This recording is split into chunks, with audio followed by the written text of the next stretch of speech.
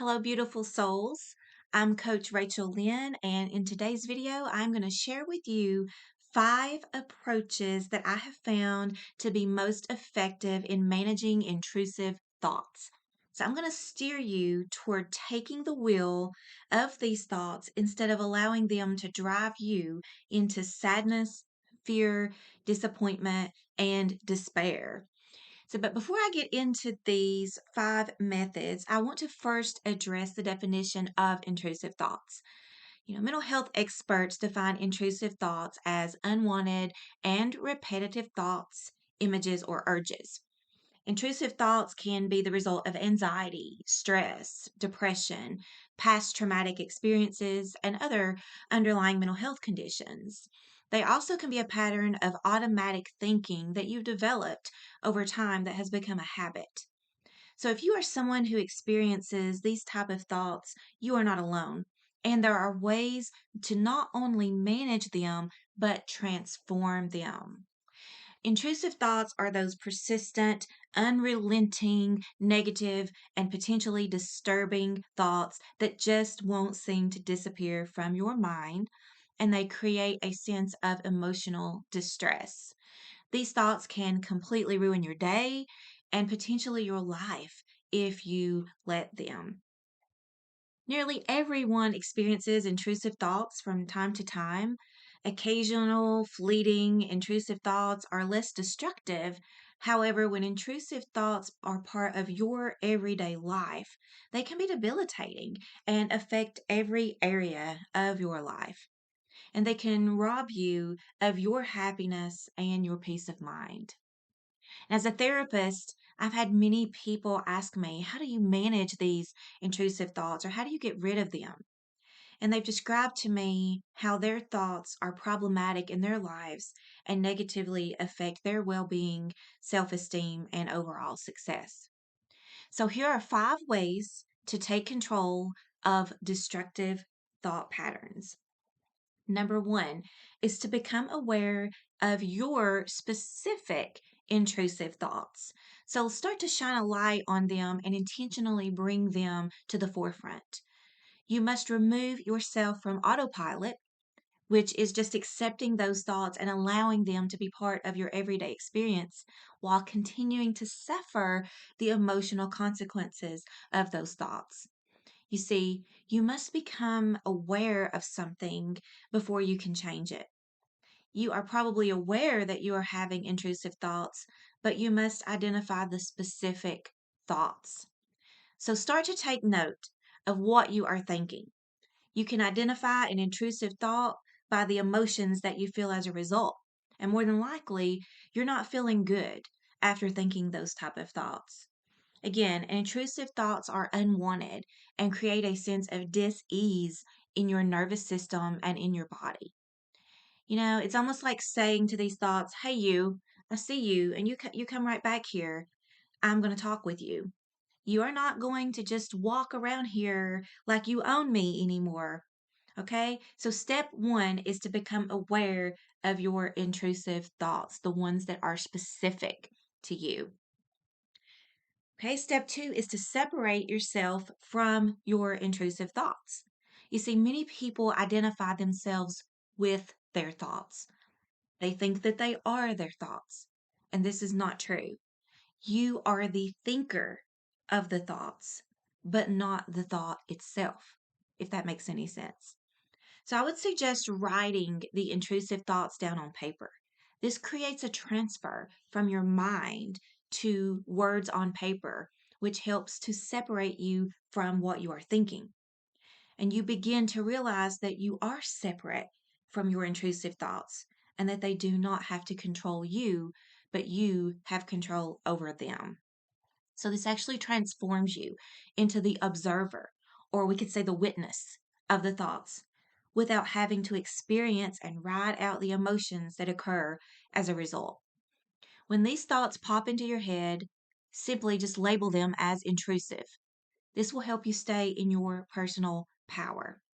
So, the example I use with my clients is to picture themselves being on a boat in the middle of the water, and there are other boats passing by.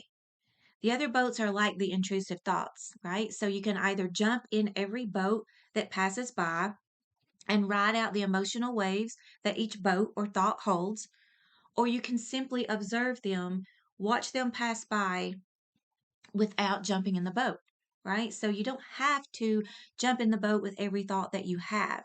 You simply observe and let them pass by, staying in your own personal power.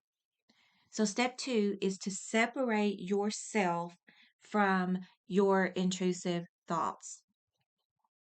Step three is to challenge and replace intrusive thoughts. Okay. So once you've identified the thoughts that you are thinking, okay, and you have written them down on paper, it's time to challenge and replace them with healthier, more realistic thought patterns that will positively influence your mood, well being, and success in all areas of your life. As a therapist, I frequently use a type of therapy called cognitive behavioral therapy or CBT. And CBT focuses on how our thoughts, beliefs, and attitudes affect feelings and actions. And I introduce people to what we call the ABC approach of challenging and replacing unwanted thoughts to yield more positive feelings and behaviors. So, this technique is very, very powerful. And I'm going to walk you through this process. And this is something that you can learn to do on your own. If you do not have a therapist or you do not wish to seek out a therapist, this is something that you can kind of walk yourself through once you learn the process. So, let me first tell you what ABC stands for. A is the activating event. So, this could be internal or external, something that arises within you, potentially like a memory, or something that occurs outside of you. Maybe it's someone else's behavior towards you or an external experience. B is your beliefs or your thoughts about that event. These thoughts may be rational or they may be irrational. And a lot of times with intrusive thinking, they're negative in nature. And C are the consequences. Okay, this is your emotional and behavioral response to your beliefs and thoughts. And these may be positive or negative. So let's say that you have a particular job that you desire and you've interviewed for the position and you are not selected, right? So this would be the activating event. Your thoughts about the event or not being selected by the position may be, oh, I knew I wasn't good enough. I'm not smart enough. No one ever chooses me, or I should just give up. Okay. So now, because feelings are a direct result of your thoughts, these thoughts and beliefs are likely to make you feel sad, angry, or maybe even hopeless, right? So these feelings are what directs your next steps, which is your behavior. So as a result of thinking you are not good enough, and then feeling hopeless as a result of that thought, you are likely to refrain from applying for another position which you desire due to having the expectation that you will fail, right? So the way we transform this is to flip the script. We use the same ABC process, but we flip flop the negative thoughts to positive, more healthier ones. So, for example, instead of saying, no one ever chooses me, all right. You might say to yourself that I trust that I will be guided to the position that is meant for me, and this was not it. Or if the thought is that you are not good enough, you may replace this with I have a unique set of gifts and talents, and I will continue to seek avenues where I can be of best service. Totally different frame on the picture, totally different thought process. And by changing those thoughts, you change the feelings that come afterwards to more excitement than sadness. And then also in return, you change the behavior that comes as a result of those feelings. And you're more likely to continue to pursue those desires of your heart. So I would encourage you to write down on paper several different activating events that occur in your life and go through this process of flip flopping the thoughts from negative to positive. And you'll eventually be able to do this in your own head without having to write it down on paper. But I promise you, it is very therapeutic and life changing process that you can engage in to learn to manage and replace those intrusive thoughts.